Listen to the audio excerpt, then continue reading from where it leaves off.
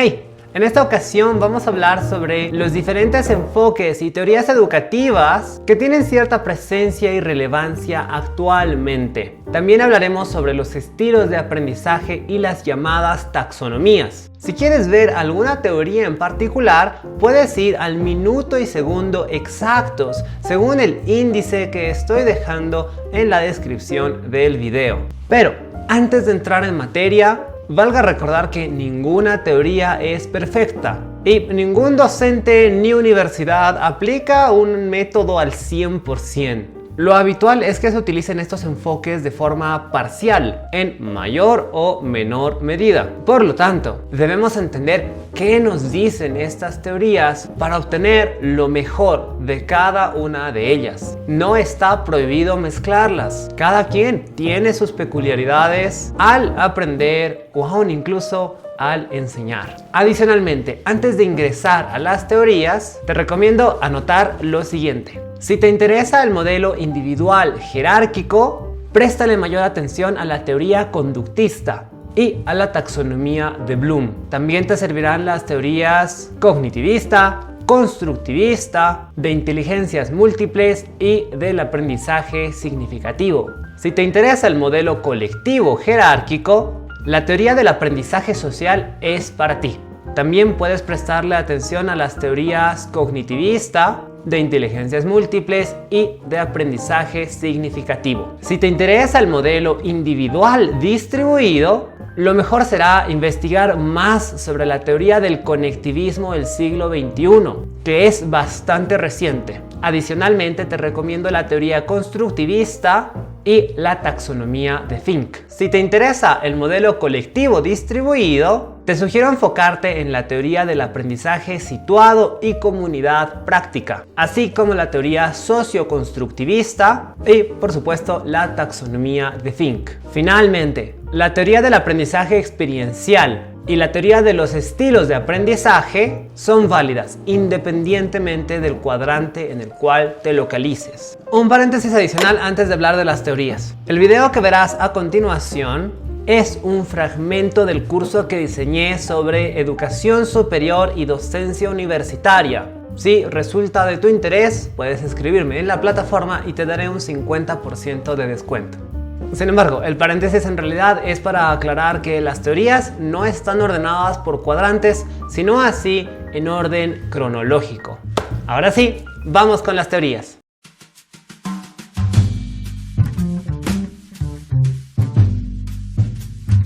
La teoría conductista o instruccionista. Esta corriente es protagónica durante la primera mitad del siglo XX. Sus principales exponentes son Ivan Pavlov, John Watson, Edward Thorndike, Robert Gagne y Frederick Skinner. La teoría conductista considera que el docente tiene un rol transmisor, siguiendo programas rígidos para provocar cierta reacción en sus alumnos, quienes tienen un rol pasivo. El aprendizaje, bajo este enfoque, consiste en la asimilación de conductas o respuestas, principalmente a través de la repetición, por lo cual la enseñanza es mecánica, estandarizada y se trabaja con grupos supuestamente homogéneos.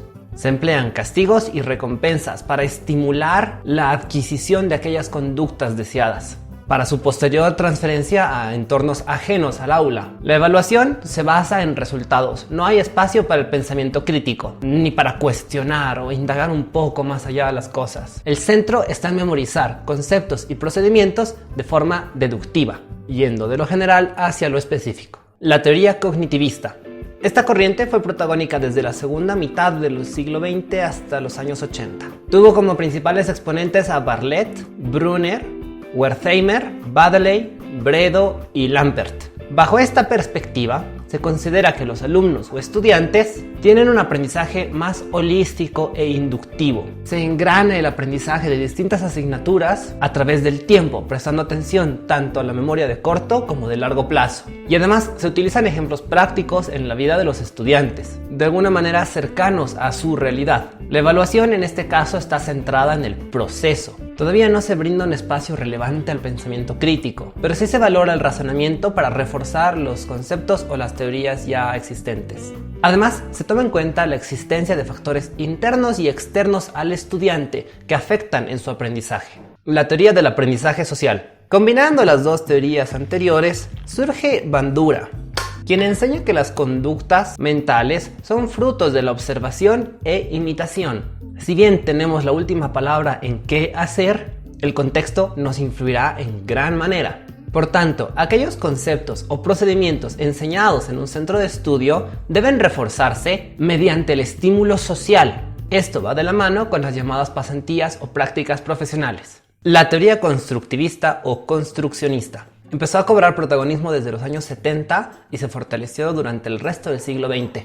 Tiene por principales exponentes a Piaget y a Brunner. Para Piaget, el estudiante es protagonista de su propio aprendizaje y construye su conocimiento, especialmente a través de la interacción con su entorno. Los saberes se consolidan a través de la reorganización de estructuras mentales, que es decir, que cuando un estudiante se enfrenta a un problema o situación nuevo, pierde el estado de equilibrio de entendimiento que poseía anteriormente y debe reformular su conocimiento. La evaluación aquí se centra en procesos y en el logro de objetivos. Ahora bien, hay que aclarar, Piaget es especialmente relevante para la pedagogía y la psicopedagogía, con su teoría de los estadios y demás, pero no es tan relevante para la educación superior o universitaria. ¿Por qué? Pues porque existe la teoría socioconstructivista. Y según a qué teórico consultes, algunos te dirán que a partir de Piaget derivaron las teorías del aprendizaje activo, significativo y experiencial, que comparten mucho con esta teoría, pero tienen sus propias características, que las hacen más adecuadas para la universidad. La teoría socioconstructivista. Esta teoría es la que mayor protagonismo tuvo durante las primeras 2 décadas del siglo XXI, aunque sus principales exponentes, Vygotsky, Rogov y Lave, sean un tanto más antiguos.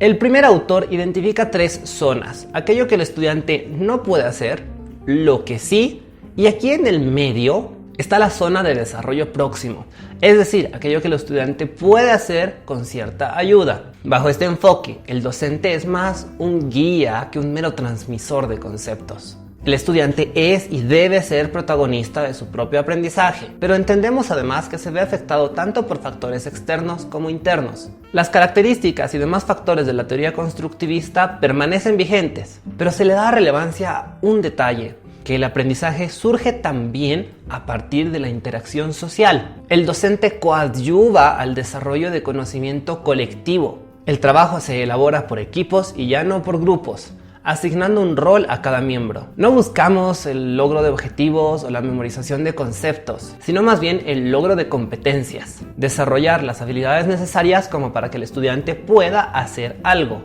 Y esto implica que debe saber teoría, sí, pero más importante que ello es saber qué aplicar cuándo. Bajo este enfoque de competencias se contemplan 3 tipos de saberes: los conceptuales o teóricos, los prácticos y los actitudinales. La teoría del aprendizaje experiencial. Esta teoría, iniciada por Kolb y desarrollada por Rogers, se basa en las teorías sociales y constructivistas. Señalan que el aprendizaje se consolida a través de la experiencia. Dicho de otra forma, la mejor forma de aprender es haciéndolo, viviéndolo, con la práctica.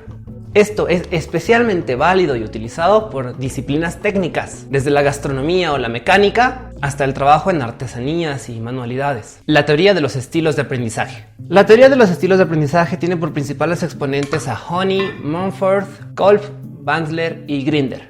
Según esta teoría, las personas aprenden de distintas maneras. El primer modelo es el VAC, sigla que surge de los aprendizajes visual, auditivo y kinestésico. Dicho de otra manera, hay gente que aprende viendo, sean gráficos, tablas, ilustraciones, texto o videos como este. Hay gente que aprende escuchando, al docente, podcasts, charlas, debates, mesas redondas, foros, simposios, tertulias e incluso música. Y hay gente que aprende haciendo, bailando, moviéndose, tocando, armando, construyendo. Valga mencionar que esos estilos no son mutuamente excluyentes. Uno puede aprender de todas las maneras, solamente que existirán ciertas preferencias. Otro modelo es el de Kolb, para quien existirán 2 ejes: el cómo un estudiante procesa la información, eje vertical, y cómo percibe la información, que es nuestro eje horizontal. Si uno percibe la información mediante la práctica activa más que mediante la reflexión, pero procesa mejor la experiencia abstracta que las experiencias concretas, entonces hablamos de un aprendizaje convergente. Si en cambio, a diferencia de este primer ejemplo, se procesa mejor la experiencia propia, concreta, hablamos de un aprendizaje acomodador.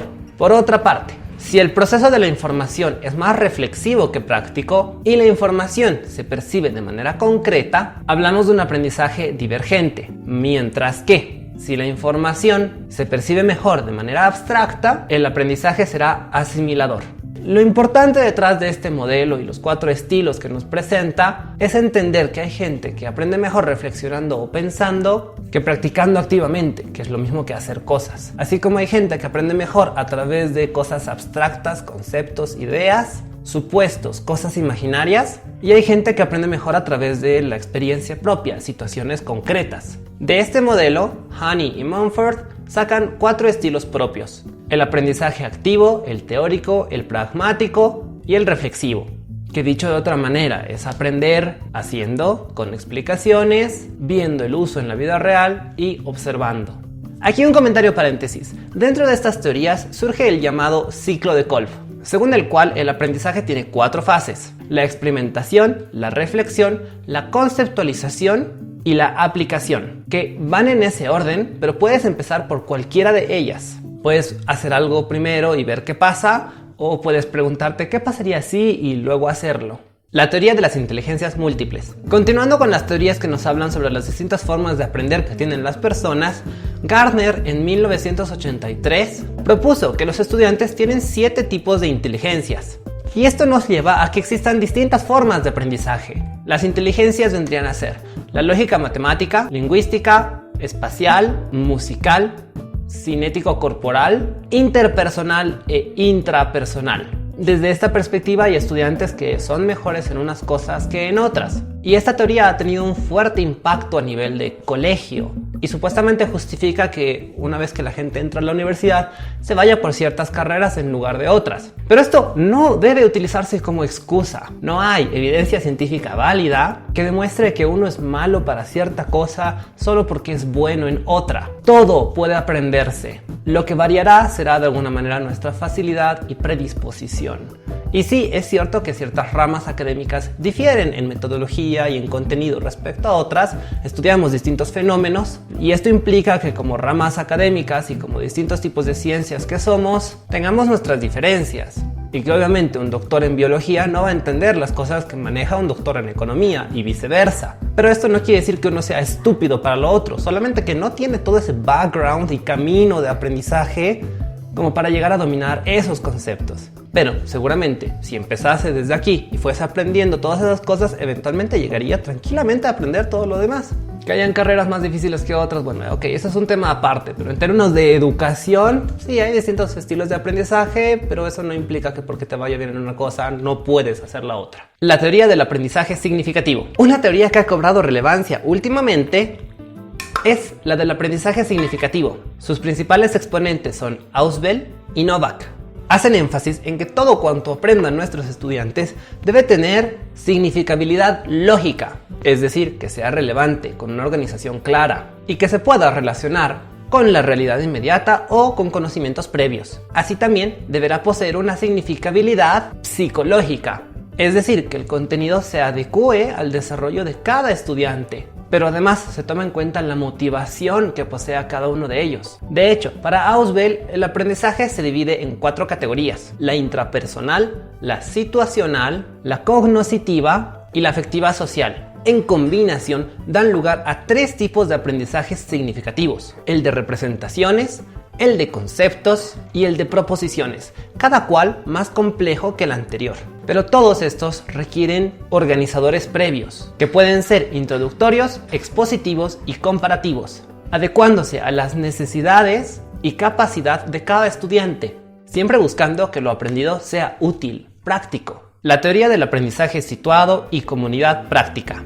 Esta teoría hace referencia a que la mejora de los resultados académicos depende de que el grupo de estudiantes funcione como una comunidad de aprendizaje.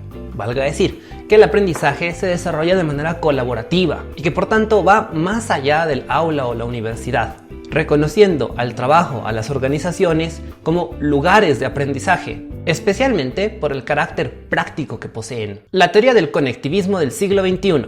La teoría más reciente y que de hecho cada vez cobra mayor relevancia y se hace protagónica en el mundo de la educación es la teoría del conectivismo o del siglo XXI. En términos de autores podemos destacar a Siemens en Canadá, pero además existen instituciones como el Departamento de Educación de los Estados Unidos de América, el Partnership for 21st Century Skills o la Fundación MacArthur e incluso las mismas Naciones Unidas. Este enfoque continúa con los preceptos de la teoría socioconstructivista junto con la teoría del aprendizaje significativo y el aprendizaje experiencial, pero además consideran que el conocimiento y el desarrollo de nuevas teorías se ven impulsadas por la tecnología. Toman en cuenta el trabajo colaborativo, Toman en cuenta el trabajo colaborativo, la docencia compartida, la educación multi, inter y transdisciplinaria. Valoran en gran manera la educación virtual, online y virtualizada, basando el desarrollo de todo cuanto aprendemos en la investigación, orientándonos hacia la resolución de problemas y hacia la prevención, planteando y respondiendo a preguntas reales, considerando los principios de sostenibilidad y temas medioambientales en todas las áreas. Se valora en gran manera que los estudiantes posean la habilidad de conectar ideas, que puedan transferir su conocimiento a distintos ámbitos mediante el pensamiento crítico. Y además es imperativo que los estudiantes posean la habilidad de buscar y de adaptar. Porque muchas veces el conocimiento está allí, en internet, no es necesario saberlo de memoria. Lo importante es que sepas encontrar qué te sirve, ver cómo aplicarlo y si es necesario corregir o adaptar ciertas cosas. Y por qué no, mezclar conceptos y teorías. Las taxonomías de aprendizaje. Primero hablaremos de la taxonomía de Bloom. Bloom categoriza de forma jerárquica y de acuerdo al nivel de complejidad distintos procesos cognitivos. Agrupa en estas categorías a distintos verbos que reflejan acciones a tomar por un estudiante en función al contenido aprendido en clases. Dicho de otra manera, no se requiere el mismo nivel de conocimiento para aplicar un método que para crearlo. Y en este sentido, Bloom considera que el recordar es un proceso cognitivo de menor orden. Esto no quiere decir que recordar sea poca cosa. No se ofendan médicos y abogados. Pero recordar, memorizar cosas no es tan complejo, según Bloom, como lo es el comprender o el aplicar. Y en este orden, después de recordar, comprender y aplicar, tendríamos al analizar, al evaluar y finalmente al crear. Valga decir que para que cada estudiante vaya subiendo en estos niveles requerirá más tiempo y tendremos que, como docentes, utilizar diversas estrategias para lograr el desarrollo de aprendizajes en nuestros estudiantes. Estrategias que se adecúen al nivel de complejidad de cada uno de estos niveles. Cada una de estas categorías, como bien menciono, según Bloom, posee una lista de verbos, sinónimos o palabras relacionadas que de alguna manera en la acción que expresan corresponden a una de estas categorías. Así también, la taxonomía de Bloom es muy utilizada entre docentes cuando estamos planificando nuestras clases, creando una asignatura y debemos generar objetivos específicos. Hay incluso personas que utilizan esta lista de verbos para plantearse objetivos de investigación o proyectos, para lo cual se utiliza la lista de verbos, hacia la cual te dejo un link en la descripción.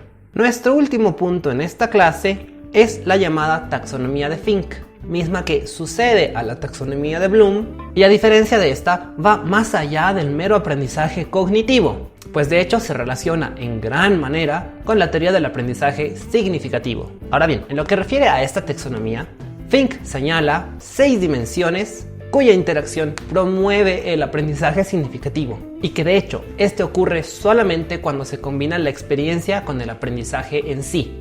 Y que además es necesaria dicha interacción para que el aprendizaje sea desarrollado y asimilado y que permanezca en mejor manera. ¿Cuáles son estas 6 dimensiones? Aprender a aprender, que consiste en preparar a nuestros estudiantes para que continúen con el desarrollo de conocimientos más allá de las clases, incluso más allá de la universidad, de forma autónoma y autodirigida. Esto implica que deberán tener pensamiento crítico, capacidad de análisis, raciocinio. Segunda dimensión, valoración o cuidados, que consiste en desarrollar nuevos intereses, sentimientos, aptitudes o valores. En tercer lugar tenemos a la dimensión humana, que hace referencia a aprender sobre uno mismo y sobre aquellas personas que te rodean, desde tus compañeros y otros actores hasta la sociedad en su conjunto. En cuarto lugar tenemos a la integración, que se refiere al aprendizaje relacionando ideas, conectando personas, situaciones, experiencias e incluso diferentes campos de conocimiento.